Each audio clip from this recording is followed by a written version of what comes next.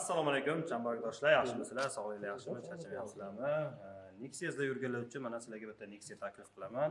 Shampan rangdagi Nexia 2 qidirayotganlar bo'lsa, jo'natib qo'yinglar do'stlaringga, like bosinglar, kommentar qoldirasizlar, xudo xolasa. Xullas, mashina haqida gapirib o'taman. Avtomobilimiz mana 14 diskalar, 14 balolar taqilgan. Balolar o'rtacha holatda bir sezon yurib beradi. Bor yo'g'i, xullas bitta aylantirib ko'rsatadi hozir operatorimiz. Keyin sizlarga ma'lumotlarini yetkazib o'taman. Qani ketdik.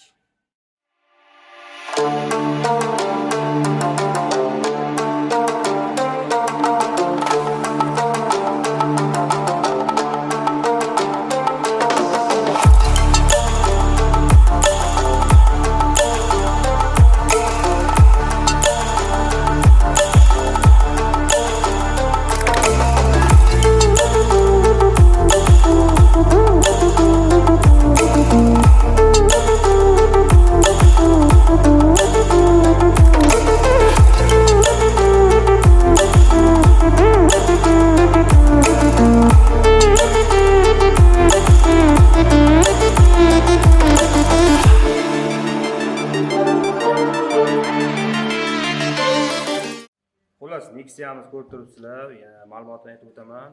Yil 2009, 100 talik metan gaz o'rnatilgan, balonlar 14 lik balonlar taqilgan. Ozgina ichida ishlari bor. Yana ko'rib turibsizlar, hozir videoda ko'rgan bo'lsangiz, chang-chong ozgina mehrchan berish kerak bu mashinaga. Probegi 4,5 krugdan ziyod yurib qo'ygan. Ko'ra olasizlar. Avtomobil Samarqand viloyati Kattaqo'rg'on tumanida joylashgan. Mana shu pastdagi raqamlarga telefon qilib bog'lanasizlar. Agarda ma'lumotlari kam bo'layotgan bo'lsa, mana shu egasidan so'rab olib, narx-navolarni bilasizlar. Xudo xolasa, narxini ham aytib ketaman hozir. Ko'rib turganlarning oldi arqa butun deyapti. Kraskalari 30% lik kraskasi bor. Laboyda bitta almashtirib olsanglar, zo'r bo'ladi, yorilgan. Agar Navoiyga o'tayotgan bo'lsanglar, Navoiyda ishlab soladi. Xullas, avtomobilni narxiga keladigan bo'lsak, narxi $3,500 deyapti. Kelishtirib beraman deyapti. Sizning fikringiz qanday? Qimmatmi, arzonmi? Kommentariyga qoldirasizlar mashina haqida. To'liq ma'lumotlari kerak bo'lsa, yuqorida aytib o'tganimdek, egalariga telefon qilasizlar, bog'lanasizlar. Bozorlaringiz bersin, azizlar. Keyingi videoda ko'rishguncha xayr, salomat bo'linglar, biz bilan qolinglar, likelar bilan bosinglar, qo'llab-quvvatlanglar.